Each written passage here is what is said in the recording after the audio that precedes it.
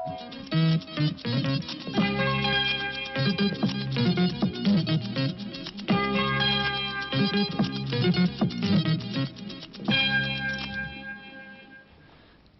20h avec Roger Giquel. Nouvelles mesures anti-chômage demain au Conseil des ministres, mais pas de réduction générale du travail, de la durée de travail, une analyse d'Emmanuel Delataille. Meeting de rentrée pour la CGT. Georges Ségui dresse un bilan sévère de la politique économique et sociale du gouvernement. Mort de Jean Canapa, chargé de la politique étrangère au Parti communiste français, il avait 57 ans.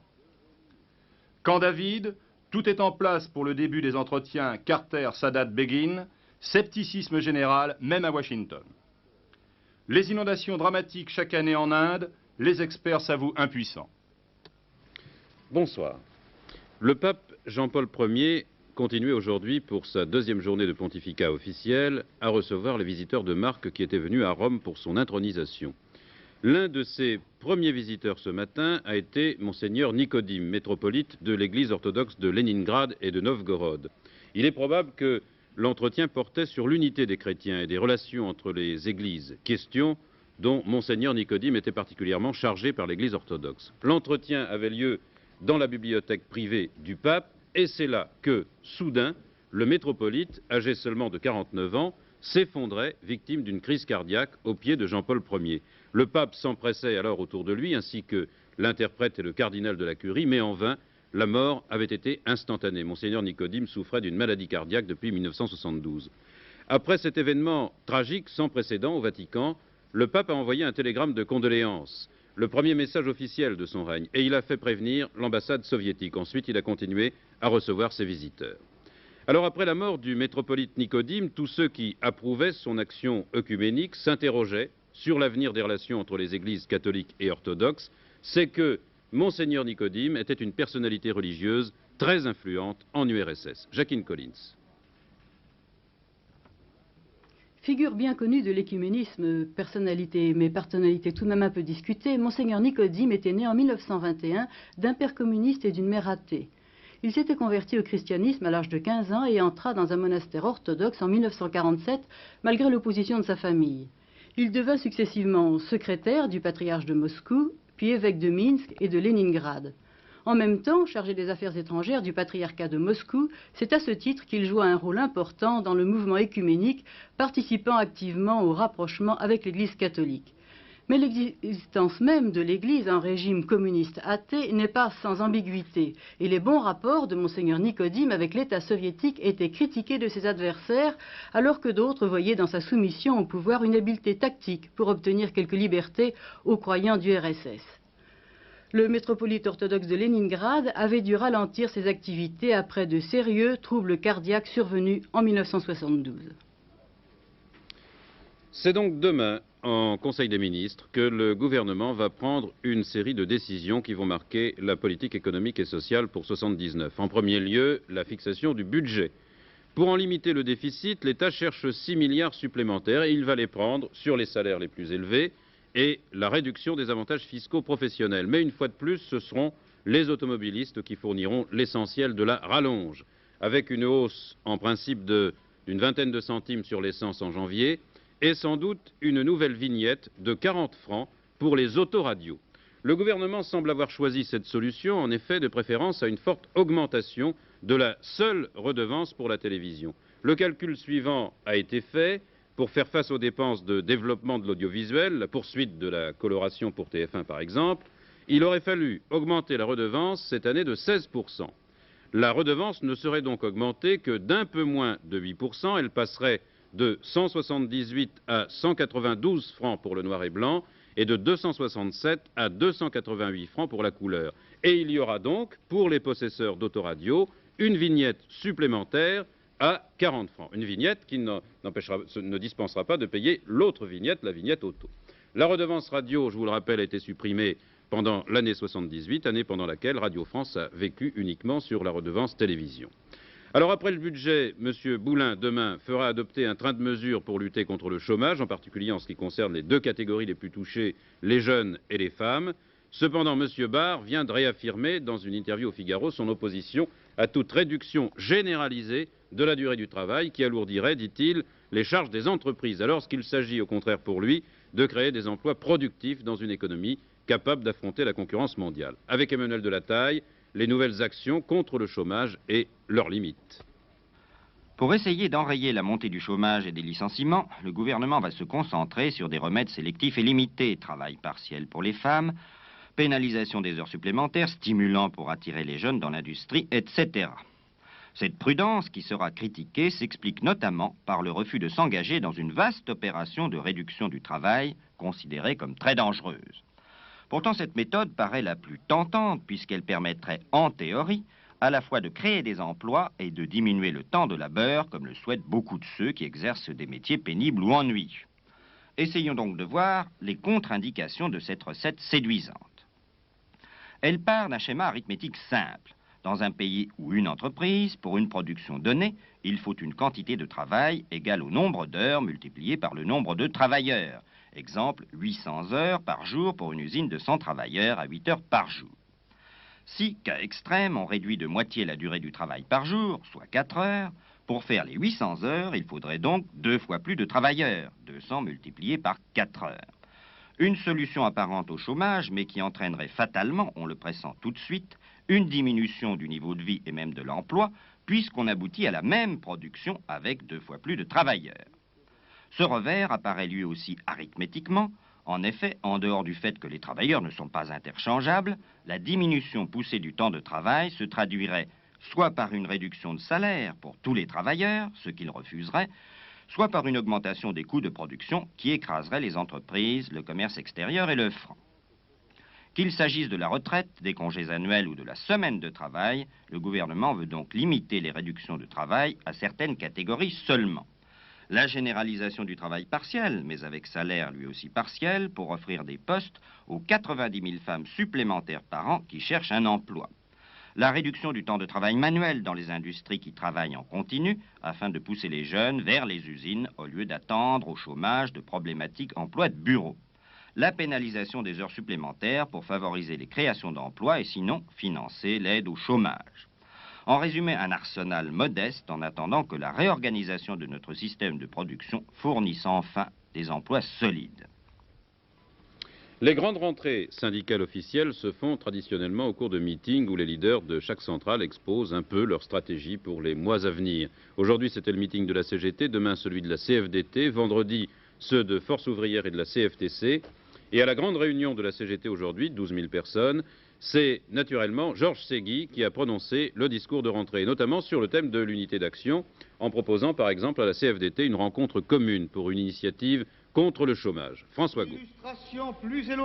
Mis à part quelques flèches contre Robert Fabre et quelques allusions aux conséquences de l'échec de la gauche en mars dernier, ce discours de rentrée est essentiellement social.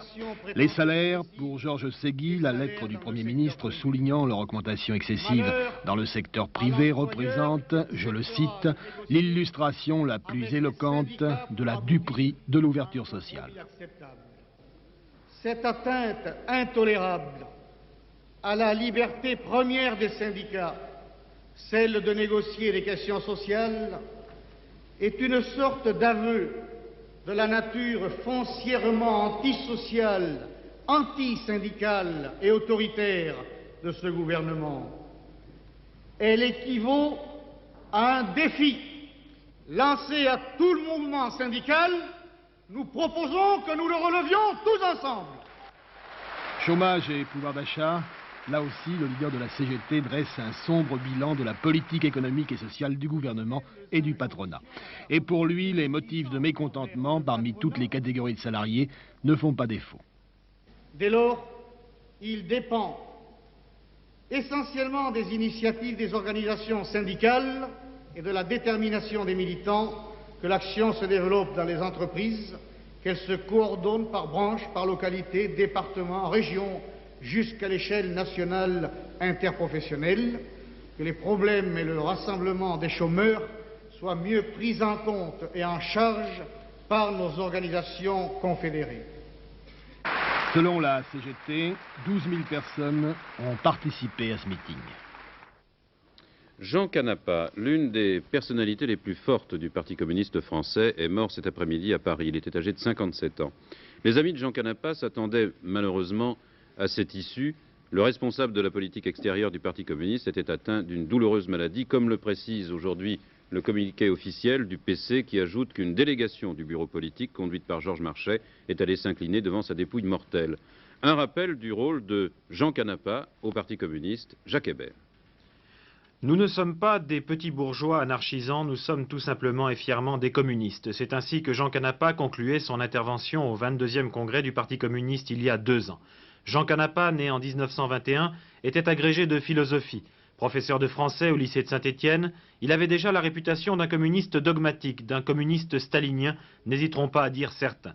Il faut dire qu'après avoir été rédacteur en chef de l'édition française de l'organe officiel du mouvement communiste international, Jean Canapa a été envoyé spécial permanent de l'Humanité dans plusieurs pays de l'Est, notamment à Prague et à Moscou.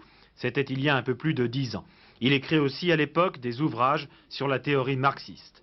À son retour en France, Jean Canapa gravit rapidement les échelons de la direction du parti.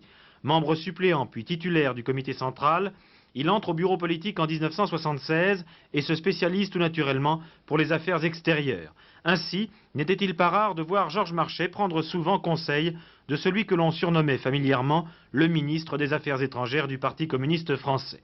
Il y a 7 mois, Jean Canapa participait avec Jean Le Canuet à notre magazine L'Événement. Nous étions alors en pleine campagne électorale. Je vous propose d'écouter un court extrait de cette émission consacrée à la politique étrangère de la France. Vous avez fait de la France une sorte de société de sous-traitance, une filiale des compagnies capitalistes étrangères. Vous avez en plus soumis le franc à la loi du dollar et du mark. Vous avez donné à l'étranger, à Bruxelles, le droit de prendre des décisions capitales pour les Français, qu'il s'agisse de l'agriculture ou de la sidérurgie.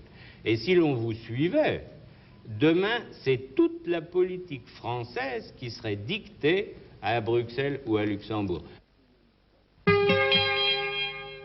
Tout est en place donc à Camp David, la résidence campagnarde des présidents américains à 100 km de Washington. Tout est en place pour le sommet qui doit rechercher à nouveau les chemins de la paix possible au Proche-Orient.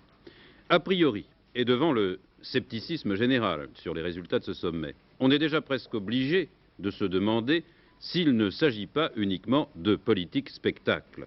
C'est Jimmy Carter qui met en scène et il joue gros en réputation dans cette affaire. Mais sait-il vraiment si ces 2 vedettes, Menahem Begin, l'Israélien, et Anwar el-Sadat, l'Égyptien, joueront beaucoup de bruit pour rien ou on ne badine pas avec la paix? Anwar el-Sadat, le dernier arrivé à Camp David, estime que l'initiative de Jimmy Carter, c'est-à-dire l'organisation de cette rencontre, est aussi importante que sa propre visite à lui, Sadat, à Jérusalem. Et il l'a dit ce matin à Paris avant de prendre l'avion, et il a surtout tenu à souligner que dans ses entretiens d'hier soir avec M. Giscard d'Estaing, les points de vue français et égyptiens avaient été totalement convergents.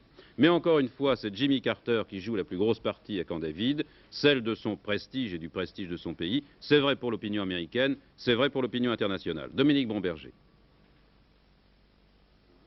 Il ne se fait pas d'illusions exagérées, Jimmy Carter, sur la possibilité d'aboutir à un accord véritablement satisfaisant. À ceux qui étaient venus le voir partir pour Camp David, où il attend en ce moment ses hôtes, il a dit « Les perspectives d'un succès complet sont très minces. Il faut, a-t-il ajouté, que chacun fasse des compromis. » Le but de Carter, obtenir que d'une façon ou d'une autre, Israël reconnaisse, aussi indirectement soit-il, que la Cisjordanie est une terre arabe.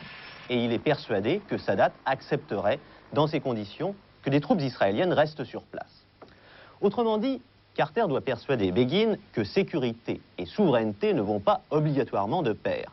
Et Sadat, qu'Israël a droit à autre chose qu'à des assurances verbales pour sa sécurité. Convaincre Begin n'est pas tâche aisée quand un Américain qui a négocié avec lui dit tout crûment « Pour le Premier ministre israélien, déplacer une virgule dans un texte sur la Cisjordanie représente le même effort que le fait de construire un gratte-ciel pour la plupart d'entre nous. » Alors, avec Sadat, avec Begin, Carter va jouer à fond sur les relations personnelles, sur l'intimité de Camp David. Selon certaines sources, il aurait demandé à la CIA une étude de caractère sur les 2 hommes, afin de savoir comment psychologiquement il pourra agir sur eux. Il compte aussi sur l'isolement, sur le fait que la presse sera tenue à distance, aussi peu informée que possible, et qu'une concession éventuelle de l'un ou de l'autre ne sera pas rendue publique avant la fin du sommet, laissant ainsi au second la possibilité de suivre dans la même voie. Mais même ainsi, la tâche est bien difficile. TF1, Washington.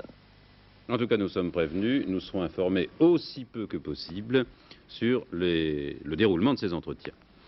Depuis l'annonce de la réunion de Camp David, les Palestiniens et les pays arabes, hostiles depuis le début à la politique du président Sadat, depuis son voyage à Jérusalem, disent bien haut qu'ils n'attendent rien de ces conversations à trois. Dominique Baudis nous rappelle la position de ce front de la fermeté. À Damas comme à Alger, à Bagdad comme dans les rangs de la résistance palestinienne, on n'attend pas les résultats de Camp David pour mettre Sadat en accusation. Pour les pays du front de la fermeté et pour les Palestiniens, le président égyptien fait figure de brebis galeuse du monde arabe depuis son voyage à Jérusalem. Il doit être mis en quarantaine. Et le plus acharné parmi tous les adversaires du Raïs est incontestablement son voisin et son ennemi juré, le colonel Kadhafi. En ce début du mois de septembre, il célèbre justement l'anniversaire de la prise du pouvoir. Il y a 9 ans, le monde découvrait ce jeune officier de 27 ans à l'uniforme couleur de sable. 9 années durant lesquelles le colonel n'allait pas manquer de surprendre et de provoquer. Il s'est assigné un but, faire la synthèse de l'islam, du socialisme et du nationalisme arabe. Au service de cette ambition, les moyens financiers considérables que procure le pétrole libyen. En revanche, le colonel Kadhafi supporte mal d'être enfermé dans les limites politiques de ce pays de 2 millions d'habitants dont le monde arabe n'a jamais fait grand cas. Se proclamant fils spirituel de Nasser, Kadhafi revendique l'héritage, le leadership du monde arabe. Mais à défaut d'exercer la réalité du pouvoir sur les 100 millions d'Arabes, Kadhafi entend être la voix de leur conscience religieuse, sociale et nationale. En ouvrant le défilé militaire, il a présenté l'armée libyenne comme la réserve stratégique de la nation arabe en attendant la bataille de libération. Une parade et un langage destinés à exciter la convoitise de l'armée égyptienne. En effet, privés de matériel moderne depuis la brouille avec Moscou, les militaires égyptiens contemplent avec envie la panoplie sophistiquée déployée par les Libyens. Pour Kadhafi, c'est une façon comme une autre de tenter d'introduire un conflit entre Sadat et son état-major. Rien ne dit qu'il y parviendra, mais il est certain que les pays arabes du front de la fermeté mettront tout en œuvre pour tenter de déstabiliser le président égyptien. Si le président Sadat n'obtenait pas de résultats substantiels au sommet de Camp David, c'est l'ensemble du monde arabe qui prêterait alors une oreille attentive aux propos de ceux qui ont juré la perte du président égyptien. La Libye de Kadhafi, mais aussi l'Algérie, l'Irak ou le Sud-Yémen. Jusqu'à présent, Sadat avait traité ses adversaires par le mépris. Mais s'il devait rentrer au Caire, les mains vides, une fois de plus, pourrait-il encore compter longtemps sur l'indulgence des Arabes modérés et sur la patience du peuple égyptien? La mousson en Inde, dans les années où elle se déchaîne vraiment, comme c'est le cas en ce moment, apparaît bien comme l'une des catastrophes naturelles les plus dramatiques au monde. Périodiquement, les inondations en Inde, pendant la mousson, provoquent des pertes en vie humaine, des sinistres, des réfugiés dont les bilans dépassent l'imagination. Leur dimension est telle qu'on ne parvient même pas à en restituer l'horreur en les décrivant. Et depuis plus d'une semaine, le Gange et ses affluents, mais aussi d'autres rivières de l'Inde, débordent dans de nombreux États du pays. Selon certaines déclarations officielles, le Bengale occidental, par exemple, affronte le plus grand désastre qu'il ait jamais connu, et on avance les chiffres de 15 000 à 30 000 morts, on ne sait pas trop, dans tout le pays. 500 000 personnes auraient dû être évacuées. Et aujourd'hui, au nord de l'Inde, certains quartiers de la capitale, New Delhi, sont menacés par des crues d'une ampleur extraordinaire, les plus fortes depuis 1908.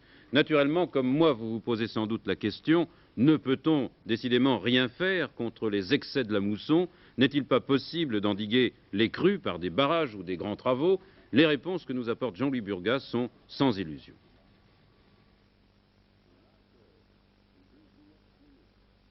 Chaque année pourtant, au début de l'été, partout en Inde, on prie le dieu Indra, le dieu de la pluie, pour l'arrivée de la mousson.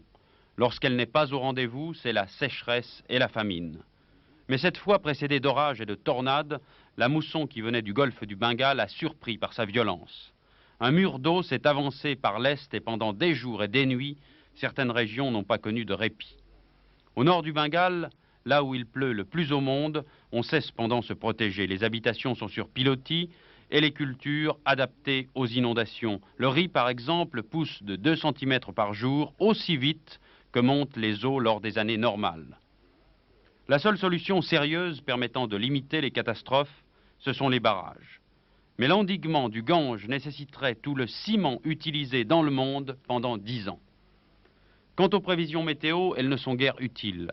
Lorsqu'au début de l'été, on s'aperçoit que les masses d'air humides qui remontent du golfe du Bengale sont particulièrement importantes, il faudrait alors évacuer des régions entières. C'est impossible. Et les experts du monde entier reconnaissent leur impuissance. Cette masse d'air humide qui vient du golfe de Bengale se heurte à cette mur de 7000 mètres de hauteur qui c'est l'Himalaya. Obliger donc les nuages à monter et décharger leur pluie abondante sur toute cette vallée du Gange et du Brahmaputra. Il y a en année normale déjà 1,5 mètre d'eau en 3 mois dans cette région et jusqu'à 5 à 10 mètres dans ces régions montagneuses. Le problème est gigantesque dans ses dimensions parce que d'abord la région est énorme, c'est 1500 km à peu près de longue. La population est extrêmement dense. Il y a dans cette zone seulement 100 millions, plus de 100 millions d'habitants. Et c'est une population très pauvre. Donc qui n'a pas les moyens techniques ni les ressources financières de lutter contre ce gigantesque fléau. Ils ont quand même fait de grands efforts dans le passé, continuent. Ils ont construit beaucoup de barrages ici, sur chaque rivière qui alimente le Gange. Déjà, des grands barrages, parmi les plus grands du monde, existent déjà et construisent toujours. Mais contrôler un fleuve de cette taille est une œuvre vraiment herculéenne. Eh oui. Jean-Claude Narcy, les autres nouvelles importantes de ce journal. Il y a encore une émeute aujourd'hui en Iran, dans une petite ville à la frontière irakienne. Il y aurait plusieurs morts. À Téhéran, la fin du Ramadan hier a donné lieu à des défilés monstres à l'appel des autorités religieuses. Les manifestants offraient des fleurs aux soldats qui étaient en état d'alerte d'ailleurs et avaient fait des barrages dans les quartiers de la capitale. 5 dignitaires religieux auraient été libérés de prison, c'est ce qu'a annoncé la presse de Téhéran. Quant au Shah, lui, il est resté dans son palais. Son épouse, Faradiba, eh bien, plusieurs journaux ont signalé sa présence à Palma de Majorque. Arrivés à Salisbury, des survivants de l'avion rhodésien tombé dans la brousse, les guérilleros nationalistes rhodésiens ont bien reconnu avoir abattu l'avion de la ligne d'Air Rhodesia dimanche dernier entre Kariba et Salisbury. Selon les autorités rhodésiennes, les maquisards auraient bien ensuite massacré 10 des 18 survivants de la catastrophe. Parmi les victimes, il y avait 6 femmes. Mais s'ils reconnaissent avoir abattu l'appareil, les guérilleros nient ce massacre. Attentat aujourd'hui à la bombe à Jérusalem contre un autobus de journalistes de tourisme venus de tous les pays d'Europe occidentale, dont des Français d'ailleurs. Il y a eu un seul blessé, le chauffeur. L'autobus a été endommagé. Heureusement, le véhicule était vide. Il n'y avait pas les journalistes dedans. L'attentat a été revendiqué par la résistance palestinienne. Remous en Roumanie à la suite de l'affaire d'espionnage en République fédérale allemande. Monsieur Koman, le ministre de l'Intérieur roumain, est relevé de ses fonctions. De plus, selon certaines rumeurs, plusieurs officiers généraux auraient été arrêtés. À l'origine de toute l'affaire, monsieur Pasepa, secrétaire d'État roumain à l'Intérieur, qui avait choisi de passer à l'Ouest, a révélé aux Américains les noms de personnalités de la République fédérale allemande qui, selon lui, appartiennent à un réseau travaillant pour les services secrets roumains. 6 avions de combat soviétiques MiG-23 stationnent sur la base de Reims depuis hier. Ils rendent ainsi une politesse au pilote de l'escadron Normandie-Niemen qui s'est rendu en visite officielle en URSS en juillet de l'année dernière. Les MiG-23 sont des appareils très modernes de la classe Mach 2, c'est-à-dire 2 fois la vitesse du son. Ils sont très maniables et redoutables au combat. Une démonstration aérienne est prévue pour demain, d'ailleurs aux côtés de la patrouille de France. Terrain, affaire terrain, eh bien fin des discussions entre les syndicats et M. Fournier, éventuel acquéreur. La CGT va soumettre les ultimes propositions de M. Fournier à la base de l'entreprise demain matin au cours d'une assemblée générale. À 48 heures de l'échéance fixée par les syndics, le ton de part et d'autre est semble-t-il au pessimisme et malheureusement, seules 2 solutions sont proposées, ou bien accepter le plan Fournier, ou bien c'est le licenciement collectif. C'est le soviétique Serge Suroutchenko qui a remporté aujourd'hui à Divonne-les-Bains la première étape du Tour de l'Avenir. Classé 9e, à plus de 2 minutes de retard du soviétique, le belge Jean Bogert, vainqueur hier au prologue, n'aura gardé qu'une seule journée, le maillot jaune. Les soviétiques dominent largement la compétition, puisqu'après 2 journées, Suroutchenko, Morozorov et Avrin sont respectivement 1er, 2e et 3e au classement général. Un cyclisme différent Il a parcouru 40 000 km en 3 ans. Sur 2 roues, il s'appelle Alain Guigny et c'est un véritable exploit solitaire que ce jeune Breton a accompli. Il est de retour dans son petit village de Pordic, en Bretagne, près de Saint-Brieuc. Ce jeune dessinateur industriel s'était fait fabriquer spécialement un vélo qu'il a appelé Ulysse, avec beaucoup d'à-propos. Il a retrouvé sa famille et ses amis après avoir visité 33 pays. Alain Guigny rapporte dans ses modestes bagages un carnet de voyage absolument fantastique.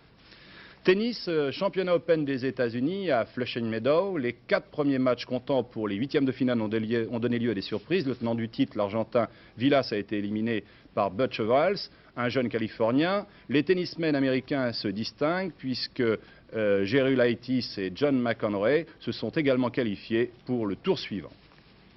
Des nouvelles de nos confrères Christian Brincourt et Jean-Claude Audin qui participent, vous le savez, en compagnie de nos confrères de Radio France, à l'ascension de l'Everest avec l'équipe de Pierre Mazot. Eh bien, le 24 août, ils étaient au camp de base à 4350 mètres. Le 1er septembre, ils avaient atteint le camp numéro 1 à 6100 mètres. Et pour l'instant, ils font la navette entre ce camp, le camp 1, et le camp 2 qu'ils organisent. Ils ont franchi la première grosse difficulté, la fameuse cascade de glace.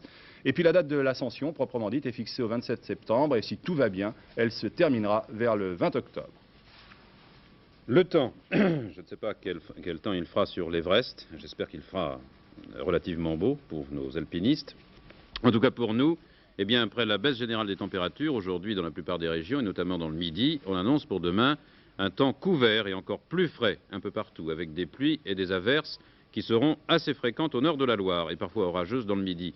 Peut-être de belles éclaircies de l'Aquitaine à la Méditerranée, mais près de la Manche et de l'Atlantique, les vents seront forts avec des rafales. Où en serait la chirurgie sans la science de l'anesthésie, l'anesthésiologie? En fait, le développement de l'anesthésie ou de la réanimation a apporté une véritable révolution dans la pratique médicale, comme l'a d'ailleurs souligné hier le ministre de la Santé, Madame Veil, au 5e congrès des anesthésistes. C'est une technique qui a fait des progrès fantastiques depuis la dernière guerre, mais, a reconnu Madame Veil, l'opinion réagit mal lorsqu'un accident grave survient pendant ou après l'intervention chirurgicale. Le ministre a annoncé d'ailleurs une vaste enquête sur ces accidents et sur l'équipement hospitalier en hommes comme en matériel pour tous les besoins en anesthésie. Le thème du congrès de Paris qui s'est ouvert hier était justement la prévention des risques au cours des opérations. En moyenne, un arrêt cardiaque se produit sur 750 interventions. Et il entraîne la mort, cet arrêt cardiaque, une fois sur 1500 interventions. En outre, dans les jours qui suivent l'opération, le même risque peut surgir. D'où l'invention d'une méthode simple, élégante et sans danger pour le patient, sur laquelle Pierre Bourget nous présente un reportage exclusif. Les anesthésistes préparent cette malade âgée à une intervention chirurgicale pour laquelle il importe de prendre de sérieuses précautions. Une méthode récente permet de réduire à rien quelques risques particuliers. Elle consiste à introduire par une veine du bras une sonde à l'extrémité de laquelle va se trouver ce ballonnet gonflable qui, poussé jusqu'au cœur, enregistrera seconde après seconde les variations de la pression sanguine révélatrices des réactions cardiaques de la malade pendant l'opération. La sonde progresse dans la veine du bras, pénètre dans le thorax, là le ballonnet est gonflé, le sang la pousse progressivement vers la veine cave supérieure, l'oreillette droite du cœur, elle pénètre dans le ventricule droit, d'où elle est éjectée vers l'artère pulmonaire et finalement elle se place dans une branche de l'artère pulmonaire. Avant l'intervention, l'anesthésiste met en place la sonde. La malade sera constamment surveillée pendant l'acte opératoire grâce à la sonde espion, dont l'emploi est actuellement réservé pour des interventions de grande chirurgie ou pour des sujets présentant une insuffisance cardiaque. L'avantage de cette technique est que, autrefois, on mesurait la pression à l'entrée du thorax, ce qui ne donnait d'indication que sur les pressions en amont de l'oreillette droite. Cette technique permet de mesurer les pressions directement dans le cœur ou plus exactement dans une branche de l'artère pulmonaire. C'est-à-dire que pendant l'intervention, si survient une chute brutale de tension, nous savons si ceci est dû à un manque de sang ou si au contraire c'est l'état cardiaque du patient lui-même qui s'est détérioré, les traitements n'étant dans les deux cas pas du tout les mêmes. Cette technique combine les avantages suivants: l'absence de rayons X pour les malades et aussi l'absence d'investissement très lourd pour l'hôpital. C'est pourquoi nous l'utilisons assez couramment ici. Voilà. Dernier journal, Jean-Pierre Pernaut à 22h50. Merci d'avoir assisté, écouté ce journal de TF1 Actualité. Et à demain.